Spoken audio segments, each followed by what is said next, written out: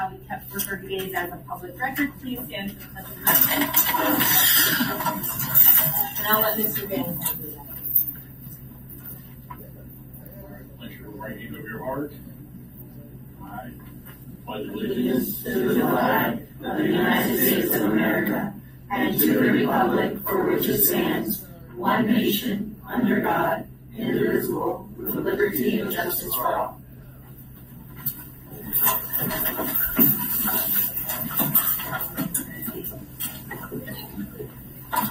Okay, roll call. I'm here. Mario is here. Bob is here. Adrian is absent. Mr. Foy is here, and our student board member Adrian is here. Is there a motion to approve the agenda? Correction. Thank you. Page 5. Second. Thank you, thank you. So just now, the correction is for employee Iragon, or I can't hear last name, I'm sorry. Instead of the 6th grade teacher, she's English teacher. Rena. That was a motion by Gutierrez, second by Ben Sweat. All in favor? Aye.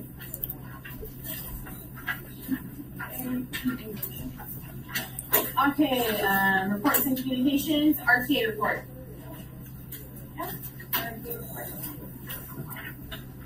CICA report. Welcome back. This is the first one I've been back to since school came. And we don't really have anything to say except for we are looking forward to starting negotiations. We're getting our sunshine packet ready. Thank you. Student board member, Adrian. All right. Well, two probably going to be long, but all right. First, we'll start with West Park Elementary. West Park Elementary will first like to know that like the school night was a huge success, right? And next week they will be celebrating the first student of the month, right? West Park Elementary for the school year for the month of August. In selecting the students of the month for the month of August, West Park selected the students based on the collaboration of their August heritage rate and their average rate of citizenship, right? And furthermore, for this month of September, West Park Elementary will select their students of the month based on their heritage rate of respect and the average rate of organization. Next, regarding grade assemblies, the grade assemblies for West Park Elementary will be held on the following Monday and Tuesday of next week. Next Monday from 7:30 to 8:30 a.m. will be TK from 2nd grade, and next Tuesday from 7:30 to 8:30 a.m. is going to be from 3rd grade to 5th grade. Right? And then also, Picture Day at West Park Elementary will be held 2 Wednesdays from now on September 18th, and picture package will be coming home with students. Lastly, the WTA is looking for board-approved volunteers to help with West Park Elementary Book Fair, which will be held September 16th to September 20th. And now for Rosemont Elementary. Yesterday on Tuesday, September 3rd, Rosemont Elementary held their first Club Scout Pack 41 meeting. So that's some news for them. And today, Wednesday, September 4th, will mark the first day of bank class at Rosemont Elementary, which will be held on Mondays and Wednesdays from 3:30 to 4:30 after school. And they'll also like to note that parents are responsible for bringing their kids back to school for these bank classes and picking them up after. And also, Friday, September 6th is the Rosemont Elementary age meeting. That's pretty cool as well, from 2:15 to 3:15, right? So that's pretty cool that they get their age meeting. And next, regarding Rosemont Elementary, is they will hold their first Student of the Month award ceremony on Tuesday, September 10th at 8:30 in the cafeteria. Now for Tropical's volleyball game, there was one today against Armagosa Creek, and they'll play another one tomorrow against Cole. And then the first dance is also scheduled for next Friday, September 13th. The theme of the dance will be Jumanji Jam. So that's pretty cool, right? Jumanji Jam. That's very like thinking outside the box. All right. And then lastly, next week, Tropical will hold a Spirit Week from September 9th through the 13th. Now for Rosemont High, my school, Kern County Superintendent of Schools is hosting a college information night in Bakersfield on September 9th, as you guys know. at 5 p.m. and us SQSD will provide transportation for students and their parents to go to the college night. Patriot Day was held last Thursday, September 29th, and it was a success, right? Everything was going good, going as planned, and once the ID cards and lanyards are distributed to the students, there will be a new policy for West Point High regarding the ID cards and identification. Students will be obligated to oblige to this ID policy. Students are required to wear their badge and lanyard daily to school and all school events. And if they do not wear their ID cards and lanyards, they will be subject to consequences, disciplinary consequences, including not being allowed on campus. So that's a starting to make sure that we always do this stuff and be honest. And for any case you lose or misplace or you don't have your lanyard and your ID card, you can buy it at the office for $5.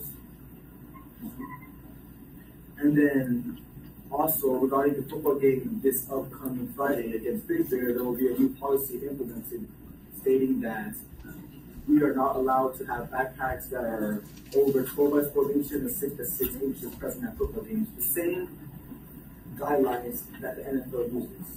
Right. Furthermore, RHS would like to say that they would prefer transparent bags for the football games, but it's not required, so you don't have to get a transparent bag. And then lastly, is Mandarin has been approved as the A through G foreign language course by the University of California. So now we have Spanish and Mandarin as foreign language for the A through G. Okay.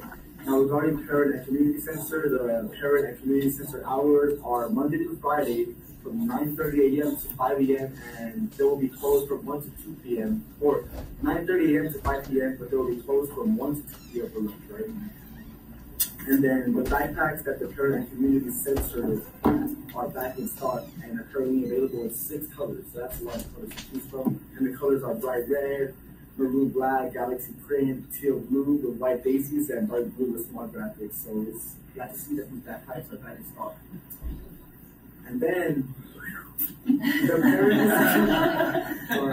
the Parent Institute for Quality Education is currently at Copperfield and are also offering families their SEL curriculum this year, and there's still time to sign up for that. And then lastly, the Parent and Community Center is excited to announce their Caregiver Education Series. And as you have to see right here, Fallon has given us the pamphlet for it right here, so that's great. And they'll like to thank Ms. Taylor for all her efforts in making these classes happen, right, for the Caregiver Education Series. And now for ASB, regarding RHS, we had our first interview 2 weeks ago, and we also announced our new Roadrunner mascot that was very expensive 2 weeks ago in both lunches and at the football game. And I actually got to be in the suit at once. And it was very hot there. Yeah. All right. Oh, you were in the suit. Well, I was the mascot at the games, but I was there for a video bulletin. Yeah, they were saying it was pretty hot. Yeah, it was pretty hot. Yeah, and then lastly, for everybody HB, we are in the process of planning the logistics of homecoming dance, spirit week, floats, and pep rallies. And now for sports, like I said before, the football team has their second home game against Big Bear this Friday. They're currently 1-0, so hopefully they continue the streak. And volleyball will have a home game tomorrow against Condor Academy at 5 p.m. And they will also participate in a 2-day away tournament at Mandan this Friday and Saturday, and will be leaving at 7 a.m. And the tennis team had their away game today against Eastside at 3 p.m. and they will also have a home game tomorrow against HP at 3 p.m. And lastly, the updates regarding college. All right, Cerro Costa and ABC's fall semesters have already began. ABC classes are offered on the high school, and the classes are English 101 and History 107 that are being held on the campus on Tuesdays and Thursdays from 5 to 6:30 p.m. And then this is great news that Bozeman High has been awarded the Middle College Early College Grant from the California Department of Education.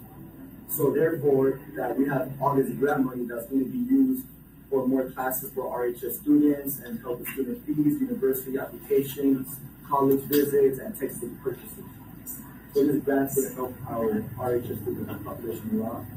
And Northern asked to reach out to him if you have taken all the books that have not yet paid for the textbook, and he will assist you on the purchase. Do you know how much the grant was for? I don't know specifically how much the grant was for, but I know that we won't have this.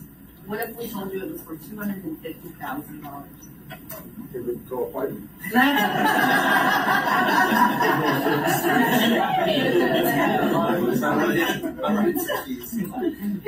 crazy. That's actually I'm proud of this. Oh yes, that's my very long report, so hope you guys enjoy. Thank you. Thank you. Okay, CBO report, Mr. Irving. Adrian forgot to tell you that I ceded most of my time to him. I'm going to be very brief.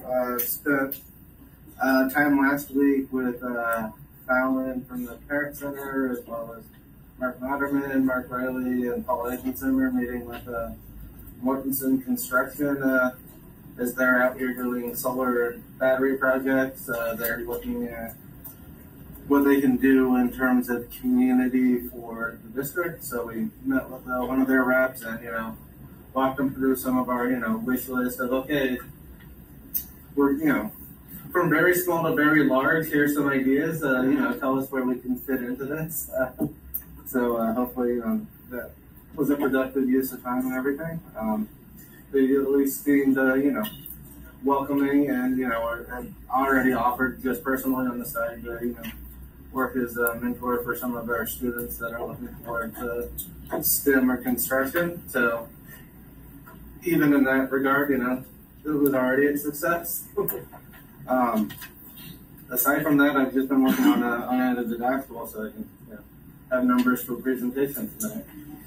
And that is it for me. Thank you, sir. Okay, Assistant Superintendent of Instruction and Curriculum, Dr. Mendez. Hi, good evening, everyone that joins us here as well as online. We had Dr. Fisher, one of our consultants that we're working with, visited Roseman Elementary and West Park Elementary School last Friday. Had an opportunity to visit classrooms, debrief with teachers as well as with administration. We continue to work with them with on-site visits at elementary and secondary schools as well as online, so virtually. Throughout the year. We're currently updating our PD offerings, including thinking maps, success for all, and other items that are on the board agenda for this evening. So we're currently updating our professional development offerings. Federal program monitoring, that's November 5th through November 8th, 2024. Williams visits went well at both school sites, so that's Tropical Middle School, West Park Elementary School, with no findings for Williams visits that we had. Back to school night, that was at West Park Elementary and Roseman Elementary on August 28th. We had a great parent turnout at both school sites. Parents had an opportunity to ask questions, learn about the curriculum, about different strategies. We learned about Habit as well. So it was a great parent turnout there at both school sites. And then as Adrian I mentioned Mandarin, ECOP, A through G approved. So thank you, Mr. Bajnath, as well as Mr. Chang and the Roseman High Urban College campus team in terms of having the course submitted and approved. Congratulations on that. And that concludes my report. Thanks, sir. Okay, Assistant Superintendent of Special Education and People Personnel, Ms. Cheryl Taylor. Hello, everybody. Well, my first thing I wanted to talk about was the Parent Center trainings. So I wanted to acknowledge Fallon. We worked together on creating this agenda for these trainings, and I think it's going to be a great success. I hope people find some information on here very interesting to them and come to some of these trainings. We're also going to be offering some open forum nights where people could just come in and ask questions. We're going to have like a panel of people from different arenas, so to speak, that could answer questions for people. Next, I wanted to bring up AYSO and remind people, I sent out some flyers for the EPIC soccer program. EPIC soccer program is for our students with disabilities, And they also are looking for peer buddies, because all the students that play get a non-disabled peer buddy assigned to them. So anybody that's interested in that, I have some flyers in my office. I also wanted to mention that we got some more Walmart donations beginning of every school year. Walmart very happily calls us and sends us some of their excess school supplies for donations. So we just received a phone call at 6 o'clock in the morning the other day to come and pick some up. So we got a truckload. And so we're going to be inventorying that soon so we can help out all of our teachers and kiddos who don't have enough school supplies. Last thing is, I had mentioned last time that I had applied for a grant. It's looking very positive. Now they want me to work on an implementation plan. So I will be working on that next week to submit, and hopefully I'll have a big dollar amount to share next time. That's it for me. Thank you. Associate Superintendent of Human Resources, Mrs. Hargis. Good evening, everybody. HR has been very busy. As our student numbers increase, it's a challenge to find qualified applicants, especially paraeducators. That seems to be our greatest need, and it's our greatest need on a daily basis. Whether it's a hole, a new hole that we're trying to fill, or a hole due to employee absences, it is a challenge. We're doing our best to fill those holes. And just a big shout out to our school sites and our school administrators for, just juggling. They have a hole and they're going to fill it, and sometimes they're filling it with themselves. So, you guys are doing a great job, and I just want to acknowledge that, we're trying to get those bodies to you to, help things, help you to run your school site smoothly. At one school site today, we had 22 staff out. All were covered except we had 2 teachers that weren't covered and 4 paras, and that was just one school site. I believe that at least one of the administrators, I think they were trading off who was in the classroom and who was doing what. So it is definitely a great need for us. Our number of substitute teachers increases weekly. We have lots of folks that put in some applications for those positions, so as soon as we're getting those, we're trying to process them and get them going to fill those holes. Which brings me to our billboards that are on the agenda for approval. The one that's on tonight is the one that's right there on the freeway, Avenue I and 14. You see it as you're coming north. I'd like to ask that you approve that billboard because it gives us some added visibility. I did go through some of our applications to see where our folks are saying that they hear most. So for our certificated staff, out of 39 applications, 23 said that they found us on EdJoin. 4 mentioned the billboards. 4 had lived locally. Some heard from the Kern County Superintendent of Schools, where they do a lot of substitute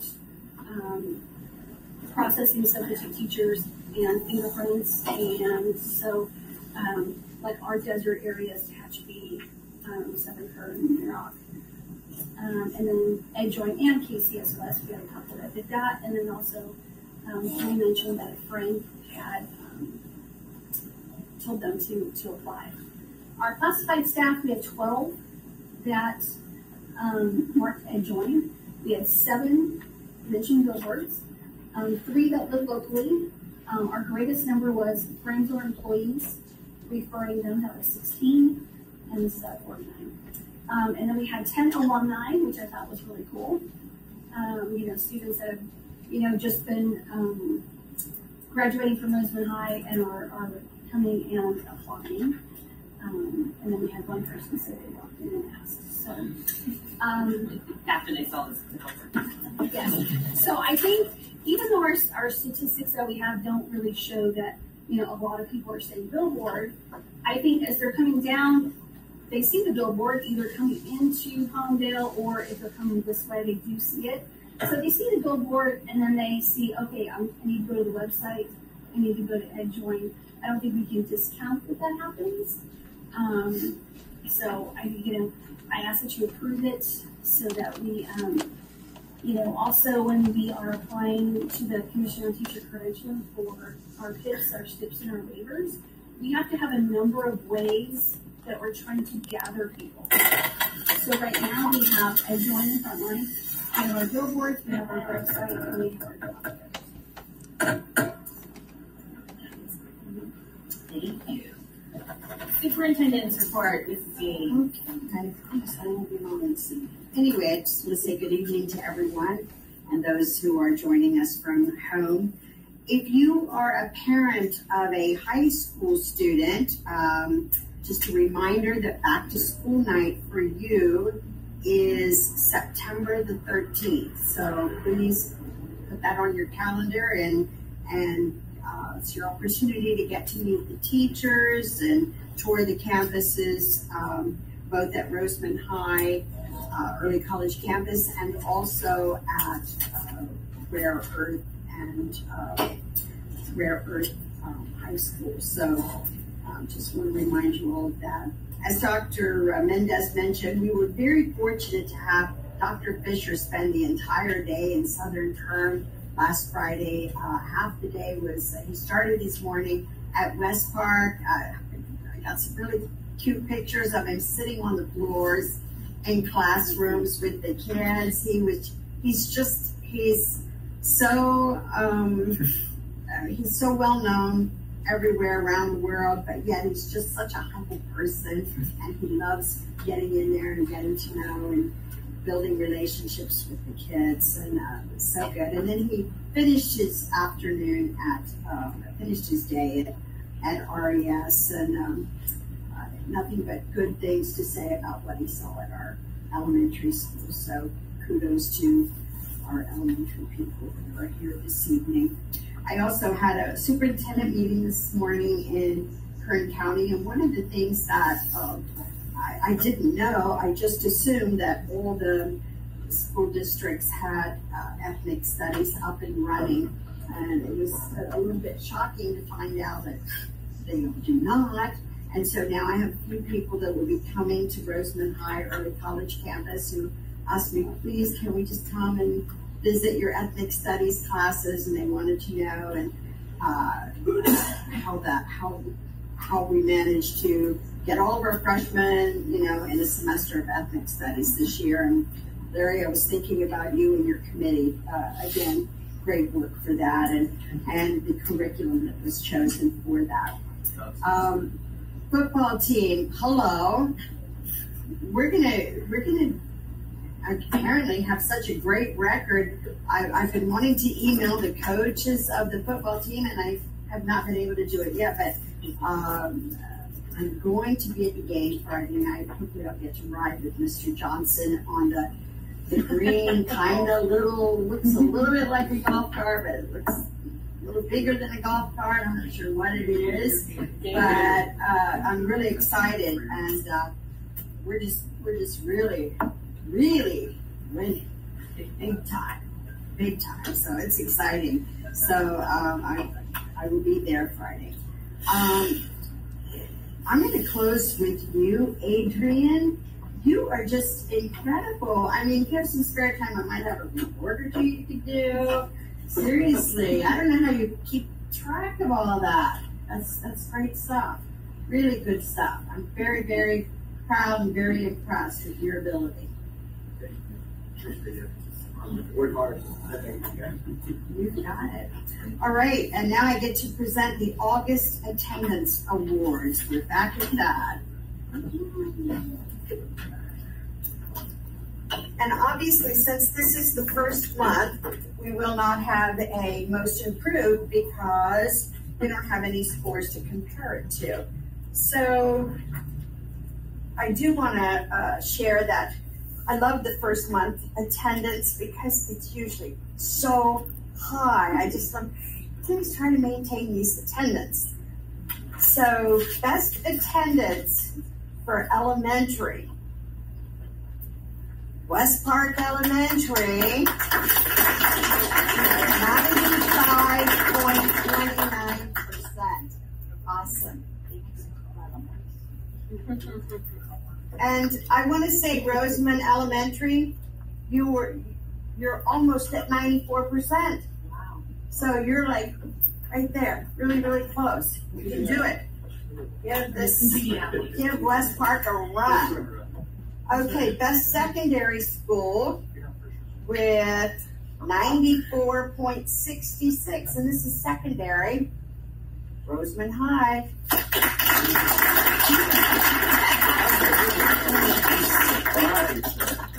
Is it okay if I hit it? Be a little humble. Come on. Olympics. Okay. So next month in September, hopefully we'll have the best or the most improved for the month. Anyway, and Tropico, they did really good. 93.84. So you're very close. All right.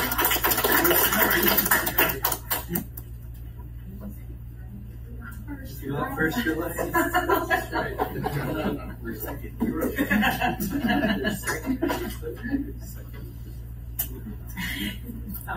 Okay, board member communications. We will start at the end with Mr. Coy. Well, glad to be back. Sorry I missed the last meeting. We had a death in the family in the last minute flight to jump on. But I do want to say thank you to the staff for being so accommodating, especially to my daughter's teachers who've been great. And rest assured she was doing her 10-hour OSHA training in the hotel lobby on the computer because she didn't want to let Mr. Riley down. So, but yeah, I'm just glad to be back, and I want to say thank you to everybody for being so accommodating to that. So, thank you. Wow. Well, thanks to everybody for coming and who's listening in. I too will make a comment with Adrian. I had a few interactions with him. I've got a few more. I have something I need to give you so you can line it up. Your flagpole is for the microphones we talked about. Yeah. For the Hitchburg. Yeah. I did get word that they're trying to set up time to come in to complete the audio system at the gym, so you'll be able to use it for your pep rallies and things like that. But it's not quite ready for public.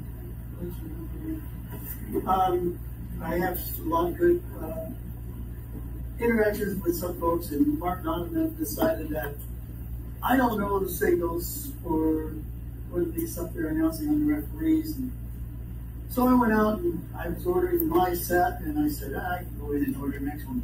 Mr. B, that's for Mark. So when he does his announcements, that he can't claim he doesn't know what the signals mean. I have to pick on, we pick on each other, so we go from here. Other than the fact that too, I also thank the staff for, the condolences and that. Losing my mother-in-law, which was basically around the same kind of brain injury as I won't be at the next board meeting because we will have a celebration of life just after the funeral, so, and that's in a couple of weeks. Other than that, I did go to the football game, and I got to watch, but believe it or not, I was actually on the radios with the refs. So they were always asking, am I doing something? Am I doing it? Yes. Because I'm there as an advisor. It has to be legal. So, but, so I know we'll be attending for probably Friday evening as well. So, okay, that's it for me. Thank you, Bob. Mario. Thanks for everybody being here.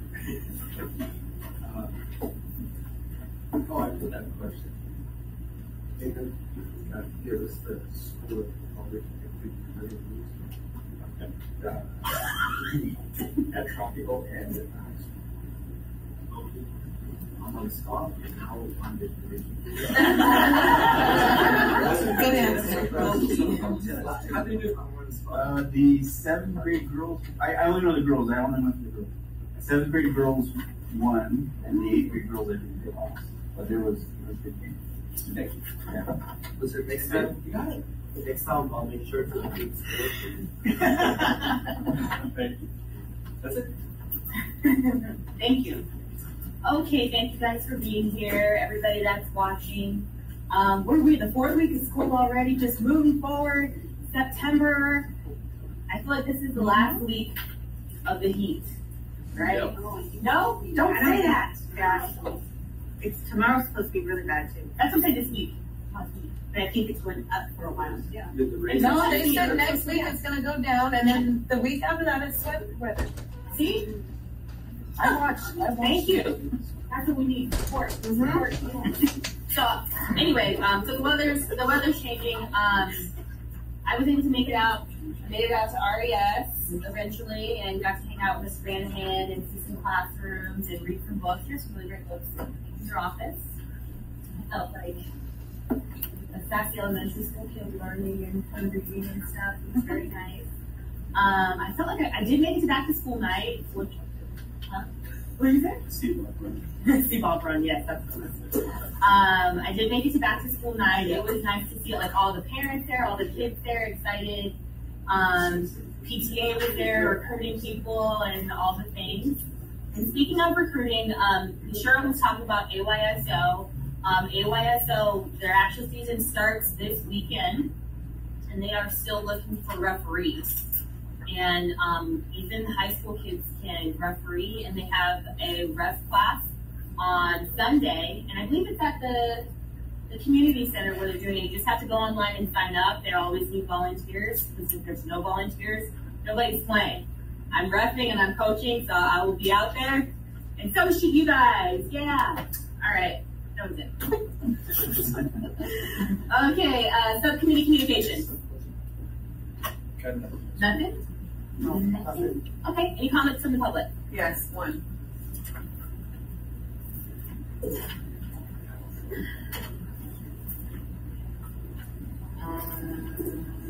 Stephanie Masterson.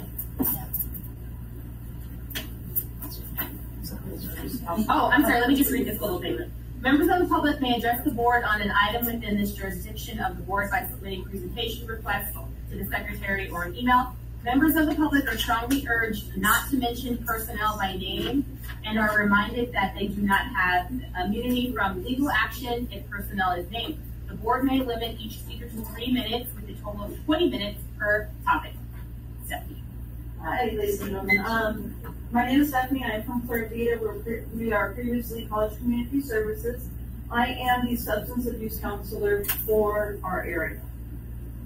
Now, what I'm liking to do, what I'm proposing that we do, is we have children that are in high risk, risky behaviors, whether that be vaping, smoking marijuana, drinking, experimenting with other drugs. What I propose is that we come, that instead of suspending these children or expelling the children, that we let the children come to me. I come to the schools once a week and let them do classes to teach them it's preventative. I don't want to teach them about drugs. I want to teach them how not to do the drugs, how to say no, how to give them the coping skills, how to avoid those risky behaviors, so that way they're not becoming more hazardous. And the last thing we want is for a child to allow something such as vaping or smoking marijuana to affect their college opportunities, their employment opportunities. It's very hard to get a job with a CBD resident, but if they don't have those opportunities to learn more about drugs and how to not do them, or the effects that they may cause, the damage is irreparable on them. So that's my proposal. I would like to be able to get into these schools. Lake Isabella, they've already implemented this out there in their schools, and it's working out very well. So their high-risk students get seen once a week. And it's like I said, it's working out well. Their suspension rates are lower. The expellment are lower. And the kids are having a really good time with it. A lot of the kids have asked that they can go do the program during the summer. So that way they were. So it's very engaging. We teach them the matrix system. I've been teaching them about peer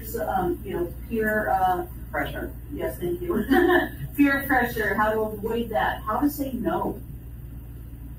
How to cope with a lot of, let's face it, a lot of times when people use substances, it's because they're trying to bury things, right?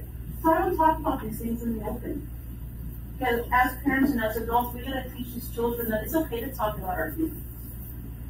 We don't have to rely on substances in order to keep us functioning. You know, we want to function as, you know, we want our children to function. We want them to go to the rallies, go to the football games, the volleyball games. We want them to make good grades. We want them to get into these colleges. But we have to teach them about the bad things as well and how to avoid those. So I thank you for your time. You do have my proposal, and it does have my phone number on it. Anybody can reach out to me at any time. I do Narcan training committees. I'm always running around, but please feel free to call me if you have any questions. Thank you so much. Oh my God, that was wonderful. I love that. Very good. Very good. Thank you for your assistance on that one. We need to talk after we walk. Okay, that was the last comment. Okay, consent items A through J. Any questions? I have a question.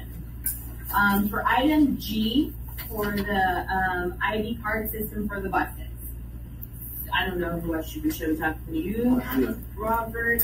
So I was under the impression that when we did bring on this new system for the tracking and everything for the buses, that the ID cards were included with that. The card type in our current printer, it doesn't have the capability to do the RFID portion of it. Okay. So Okay. So is this to print the entire batch, or is it to give it to make those? it's a new unit so that when we print locally that it has the full capability to fully utilize all the features of More questions, sorry. Would it be, no, so this is, we're getting somebody else to do this for us, correct? No. Would it benefit us to buy the equipment and do it ourselves? That's what we're doing. Oh, that's what we're, that's what this doing. is. Yeah, that's what this is. Yeah. Okay. Yeah, sorry. So, and then, so I see it's also a 3-year contract. I see like the first year is to boot a lump sum, and then like. Yeah, there's the initial setup fee that, comes with it. With it being RFID, it's nothing that we have experience with hands-on here already. It's, well, I've worked with ID printers in the past. It's been, more or less ink on plastic, but, don't really need a setup tech for that piece of it. It's analog enough that, with the addition of the RFID to make sure everything's programmed and talking to what it needs to correctly. That's where the tech support comes in for that part. Okay. That was my only question. Any other questions? I just want to say, Ms. Hargis, I just want to say thank you for collecting those metrics and providing that background information for the billboards. I appreciate that. Thank you. Do I hear a motion? I'll motion. Second? Advice? Well, not advice, but I actually just want to have a question regarding the AC unit. Like, I see that the amount spent for the AC unit for working on high is $714, right? Or am I reading that right? Are you in the consent Oh, items you're or on somewhere the else? purchase order. Oh, the purchase. Yeah. What page is that? That's on page 21.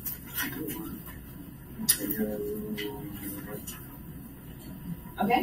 I was just wondering because, like, being a student in RHS and being in protocol and being in, like, some classes are, like, the AC is not working, I was wondering, like, would that be, like, enough? Like, 7 to 14 to make sure that we did. Those are portable units so that, when the AC liquid is connected to the wall behind you goes out, that there's at least something in there. Yeah. Obviously, temporary stopgap until the actual AC gets fixed. So those are, those temporary replacement ones. If you look at the third one down, those HVAC units, those are also AC units. And there are some aging ones that we're aware of. We need to take a look at that. That's your sheet. Great question. All in favor? Aye. All right. So, who seconded? Bob. Was it backwards? Bob was first. I was second. Okay, so here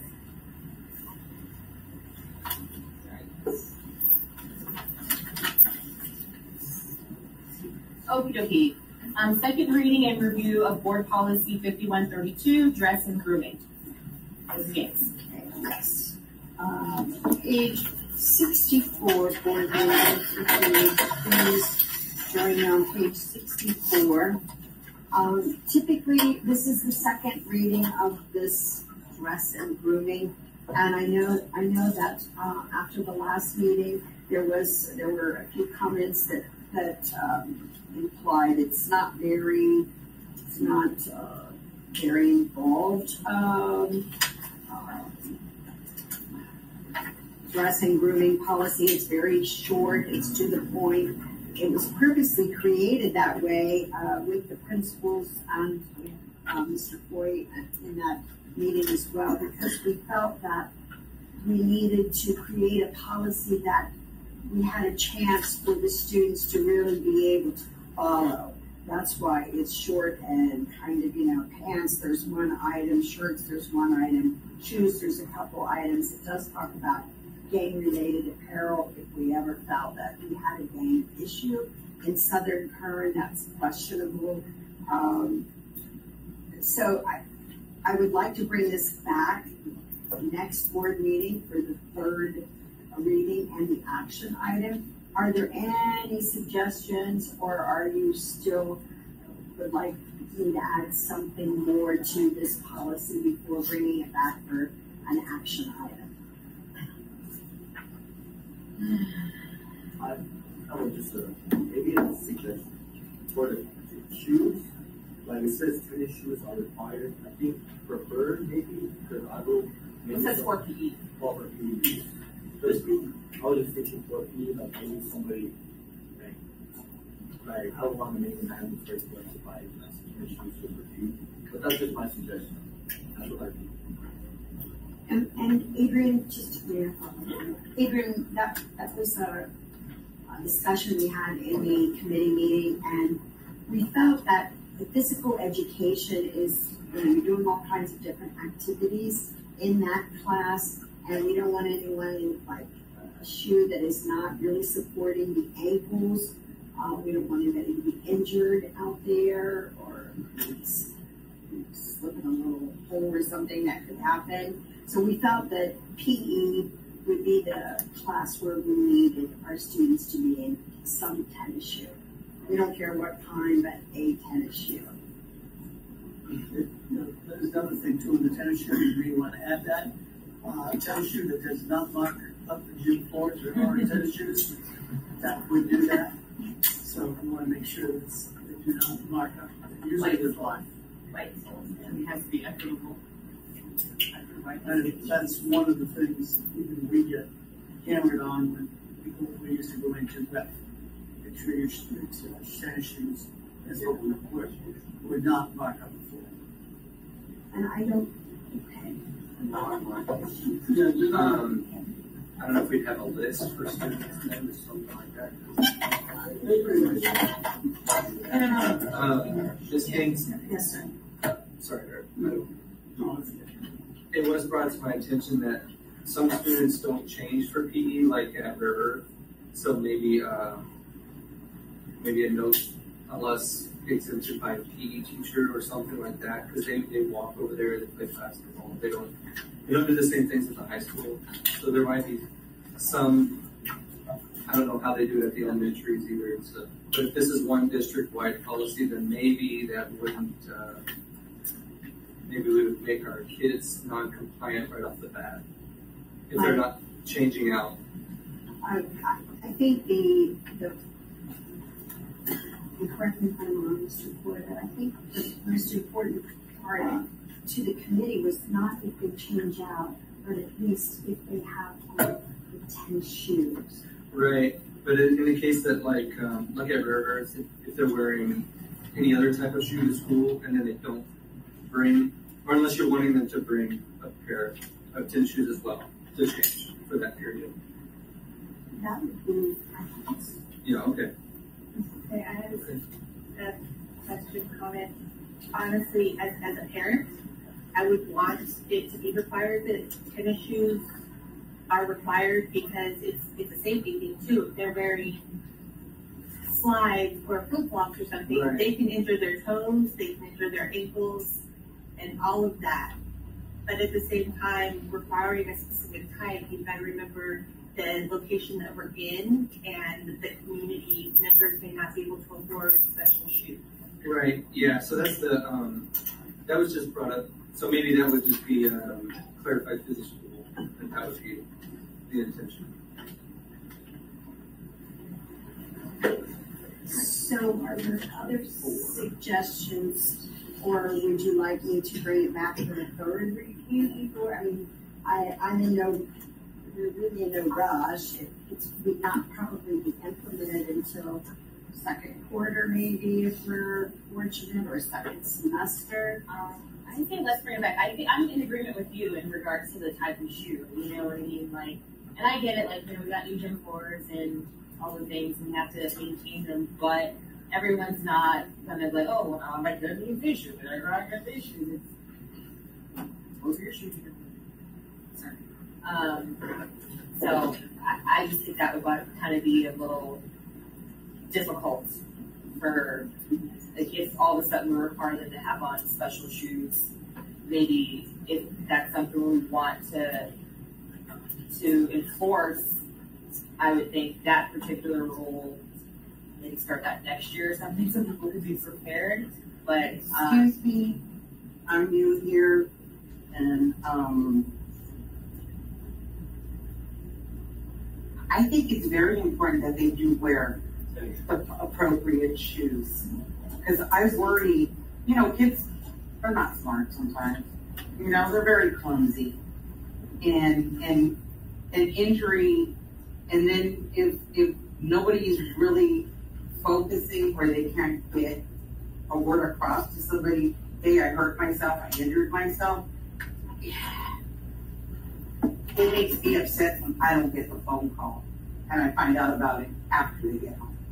So it is very important that they have the appropriate shoe. I mean, a second-hand, I'm always yelling at my girls, wear the right shoe. And I can't believe the teachers aren't forcing you to do this. Yeah, I had to do that. I'm 53 years old, and I'm seeing these kids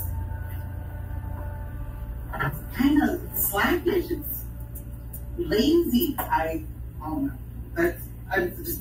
I had to say that. I had to say that because, yeah. That's why we, during the subcommittee, we did include that for safety for PE. That was the main concern for that one. While still trying to give students free choice in other times, but PE was safety. Oh no, they need to change out. Yeah. They need to change out. They smell when they come home. They need to understand that they're supposed to change out when they do PE. It's personal hygiene. You know, I raised 3 children already. I'm raising some granddaughters that are attending here. And oh my God, does grandma lie? And I'm like, don't ask any questions. Just do as I ask you. I'm speaking to you right. I'm speaking to you politely. I can yell. I can scream. I can do what I used to do to your mothers. Throw shoes, hairbrushes, get the belt. I mean, I don't have to do that. Talking to you should be enough. You know, and when they come home, they go, oh no, Grandma, don't worry. The teachers don't worry about us stressing out. And I'm like, huh? What? What's going on here? To me, that shows them no self-respect. That doesn't show them how to conduct themselves. And it's being lazy. And now we're dealing with lazy young adults. And that's just not good. That's just, no, it's no good. I have one granddaughter because she has asthma in the cadet corps, because I worry about her asthma. Since we moved here, she's got not just asthma, she's dealing with bronchitis now. I haven't had asthma in years, and I had an attack here last year. I lost oxygen, so I pushed her into cadet corps because I thought she'll still get exercise, but I don't have to worry about her having an attack. Her asthma is very sneaky.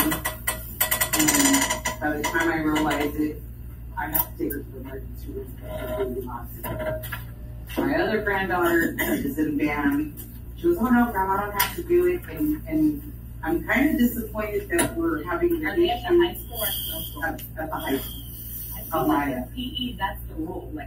I'm just concerned because she's looking forward to the band, and I hear there's a little rough spot with the band, and I'm like, oh wow, you know, she was really excited.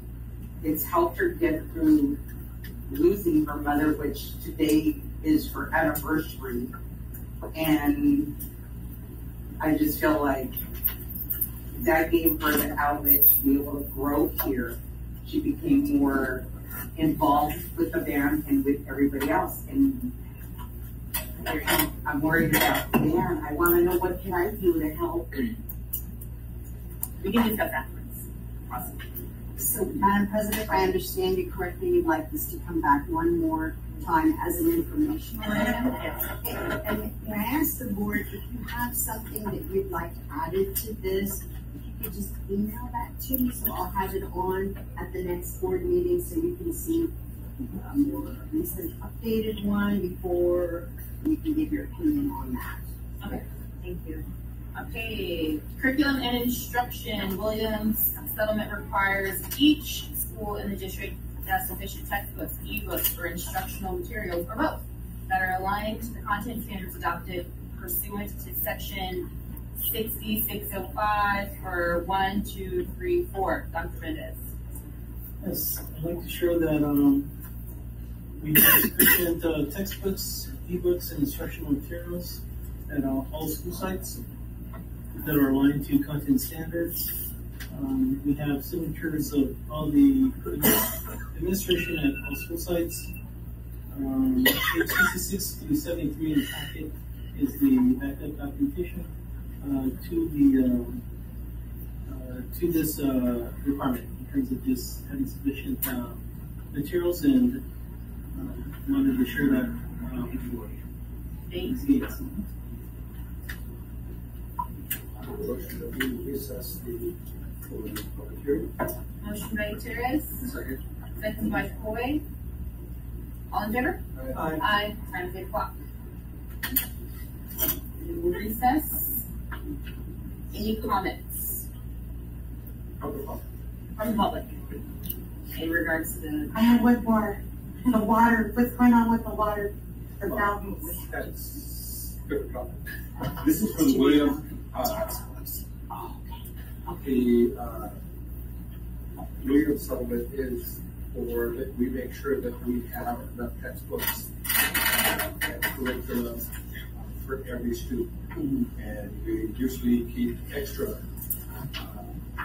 So if we have new students, we get them the proper curriculum and everything. That's what this period is for. Talk about water. You could ask me about that after. Well, I've been having problems with my nurse program. I get some notifications, but I don't get them all. I have to get them from another parent who tells me, did you get this? And I'm like, no, I didn't get this. And I've been having that problem with that app for the last 2 years. So I didn't know. I just wanted to know. Any more comments from the public pertaining to the Williams settlement? There were no findings, so everyone, we've got books, we've got the tapes. Okay. Benzolet, seconded by Gutierrez. All in favor? Aye. Time is 8:02.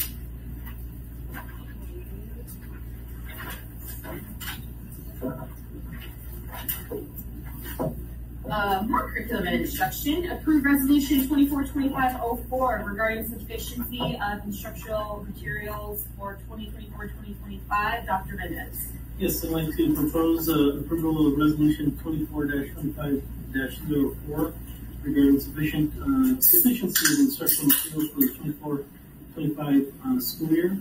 This includes like textbooks or books for materials such as core subject areas like reading, English language arts, mathematics, science, and history, social science.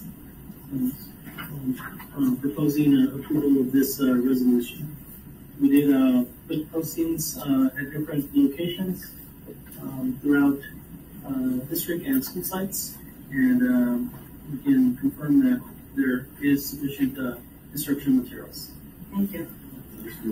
Motion by Terrence. Second by Vince Lett. All in favor? Aye. All right. Okay, business and operations. Approve the MOU by and between classified, the CSEA Chapter 587 and Southern Kern Unified District, collectively referred to as parties to this agreement concerning the translation compensation for classified bargaining unit members. Mrs. Gaines. Yes, Board. If you would join me on page 76, you can see a copy of the MOU between, as Pepper mentioned, CSEA, Chapter 587, and our district. And this basically is acknowledging that we have many employees who, on a daily basis, are bilingual and they use their sometimes first or second language to support us in communicating with our parents, with guests to our schools, visitors, and we feel that these employees should receive a bilingual assistance stipend. And so instead, there's really no way that we would know on a daily basis how many times someone used their second or first language. So just the stipend helps just cover those skills on a monthly basis. No, none for you. Do I hear a motion? I made the motion. Motion by Gutierrez, seconded by Vince Lett. Any advice? None? None. All in favor? Aye. Review and approve on audited actuals. Mr. Irvin.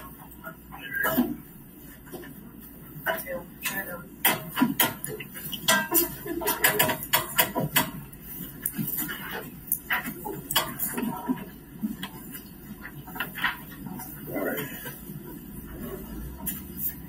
So now that we have made it to September and some of the dust has settled from June, we'll look at what our unaudited actuals are. Let's start with what our unaudited actuals is. The district summation of, okay, what has our expenditures and revenues been throughout the last fiscal year prior to our auditors coming in, and if there's audit adjustments that need to be made, those will happen later. Our auditors don't come in until around Halloween, so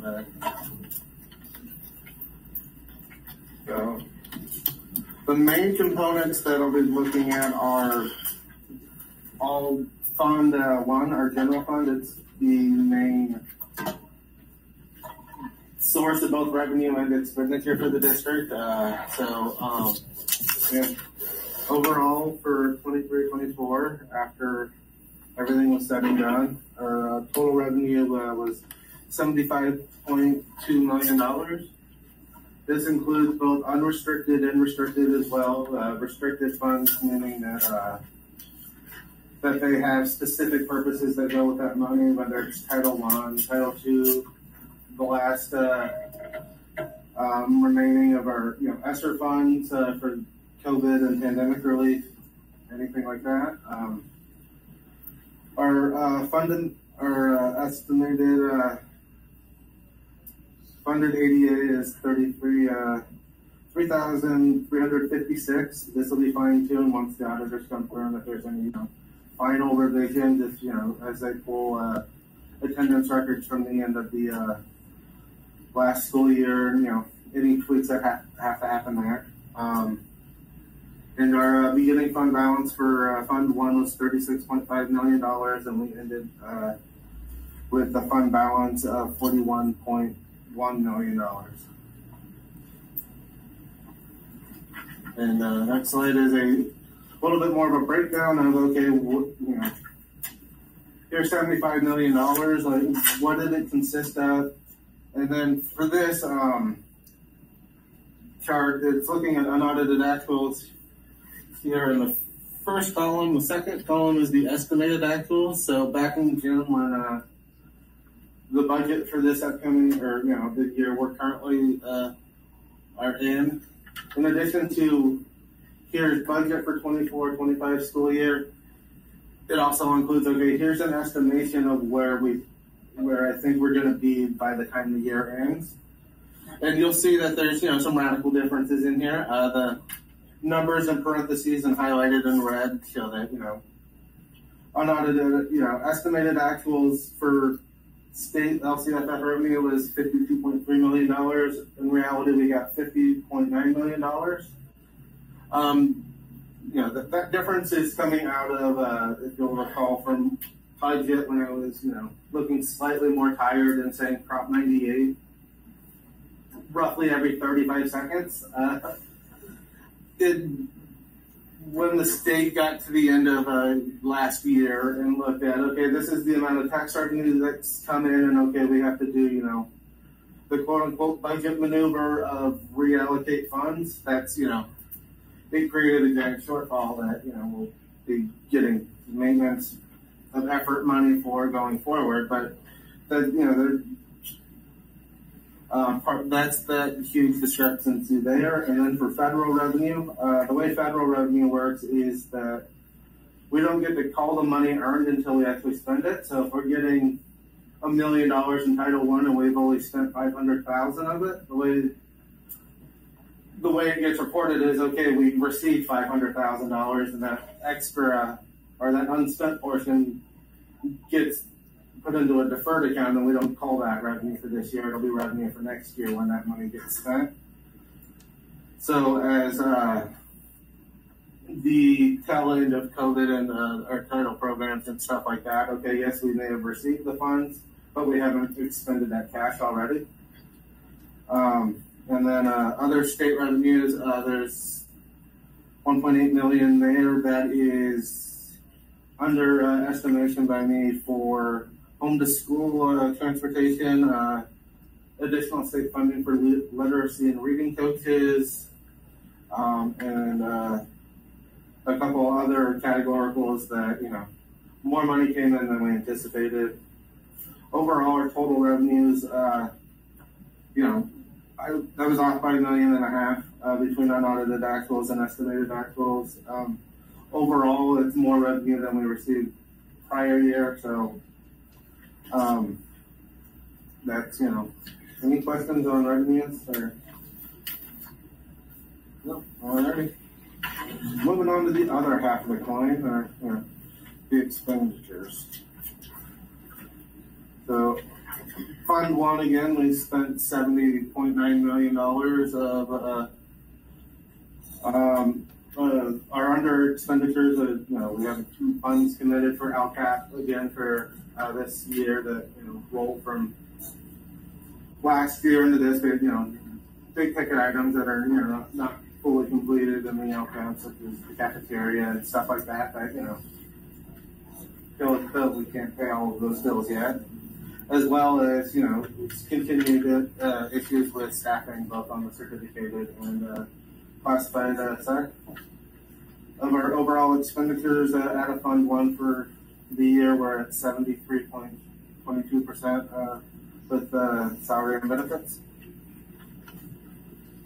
And then this chart is basically the same as the revenue side, other than where there's a positive number, that means that the unaudited actual came in higher than anticipated. So, it was fairly spot on for the size of our district for classified salary, only off by $4,000. But then we get into books and supplies and services and other expenditures that gets into more of the federal funds, where over budgeted for what those revenues would be. We obviously haven't seen those expenditures all the way through. And then the other outgo, the little $2,000 at the bottom, that is partial partial ADA paid to Trent County Superintendent of Schools for students that were serviced by the county office at some point last year. Any questions on expenditures? Barbara has a question? Sorry. Okay. Talk benefits for a second. The estimated actual was $16,444,724. Benefits, can you just explain? I've never seen us off $1.2 million. Can you explain what caused that? Okay, yeah. As part of recording for on the accounting side for schools, we have to follow GASB. It's a governmental accounting standards. And our benefits, that includes both the health and welfare, Social Security, but most importantly, the pension. So PERS for the classified and STRS on the teacher side. As part of the closing of the books, we have to record for STRS, what's called STRS on behalf, and this is financially doesn't have an impact on the district, but it's a paper transaction of this. The state made a contribution towards STRS. For us, last year it was $1.6 million. So when I did budget, I hadn't done I didn't have the information on what our STRS on behalf cost was. So on paper, there's a transaction of $1.6 million that reflects that this is what the state's portion of our STRS payment was. So that's why that's so dramatically, you look, okay, we understand teacher salary. I was $150,000 off, pretty spot on for classified salary, and then it just balloons. There's a $1.6 million transaction to record the revenue received by the state with their payment on behalf of Southern Current for STRS. And then as that revenue is received, and then it's expended within our books to show that we received the money and then we also spent it. So it balances out at zero. Does that make sense? Kind of. In a way. I'll do a presentation on GASB 68 next week. Does the 1.6, I don't know if I'm understanding correct, but the 1.2 million was kind of swallowed up by that 1.6. Is that kind of what you're talking about? Yeah, so if that 1.6 wasn't there, the difference there would be negative 400,000. Basically. And benefits are a trickier area to project, given the variance of, okay, it includes both the statutory and voluntary benefits of health and welfare. Okay, who's picking our, Kaiser plan, who's taking the 100% Blue Cross plan, and what does that cost? What does that impact to the district? And whether or not, not everybody has to take insurance, so whether or not are we budgeting as if they're taking insurance and they, opted out, or vice versa, we didn't budget that, so many people would pick up insurance and then, Any other questions? All right. And then, while all of that presentation was, over just Fund 1, again, it's much larger than any other funds that the district has. This is what the ending fund balance is for all the rest of our district funds, the bulk of which that we, work out of our Fund 13, which is our cafeteria fund, so hotel nutrition. And then Fund 35, which is our state facilities. This is where most of the construction, whether it's Tropico, land work at West Park, the bulk of that work is Fund 35. And as of the books, being ready to be closed, there's still stuff outstanding at Tropico, so that project's not fully closed, as well as we've received money for the start of the West Park project that we, haven't fully expended yet, as we're still early in the design and PSA approval phases. That's the end of my presentation. Thank you, Robert. Okay, so you want us to approve something, right? Idea, man. Oh no, shut it down. So, motion by Gutierrez, approved by Floyd. The advice? No, all in favor? Approved resolution 242504, education protection account, article 13, section 36, Mr. Irving. Alrighty, this is an annual resolution for our EPA. So the education protection account is money that is set aside for districts that is earmarked specifically for instructional salaries. Southern Kern historically, and what I continue to do is all of this money it's solely teacher salaries. There's nothing else that goes with this. It's salary and benefits.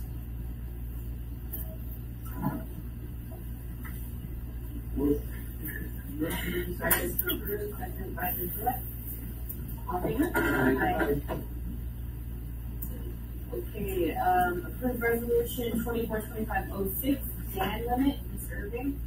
Alrighty.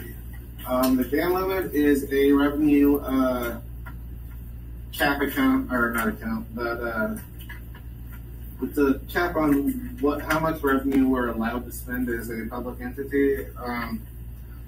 So the way it works for public schools is that, as publicly funded, as revenues grow, and to prohibit, higher and higher taxes, because revenues grow, then we, wind up, overspending, and then we get stuck in a loop. There's a cap on how much, as a district, we can spend with funds that are not specifically earmarked for other things. So our title programs, our federal monies aren't affected by this. It ties to our local monies of property tax and so those revenue sources. So for us, for the upcoming year, it's about $38 million of that we'd be capped at, which we're not earmarked to get that much, so we shouldn't be spending that much to be getting the revenue for it, so it'd be real hard to hit it. But anyways, this is a resolution to, acknowledge that, yes, we understand the GAN limit is a thing that exists, and we will abide by the laws that created it. Was there a motion? Motion by Sarah, seconded by? I'll second. Seconded by Ms. Floyd, all in favor? Aye. Personnel items. Ms. Hargan. Yes, ask that you approve our personnel items as written with one correction.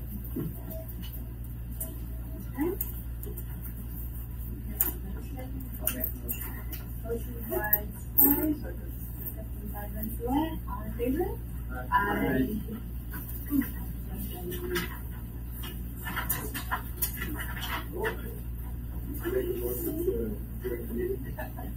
I'll second that. Motion by Ariana, seconded by Hepburn, all in favor? Aye. 8:21. I'm sorry, 8:21. Wow.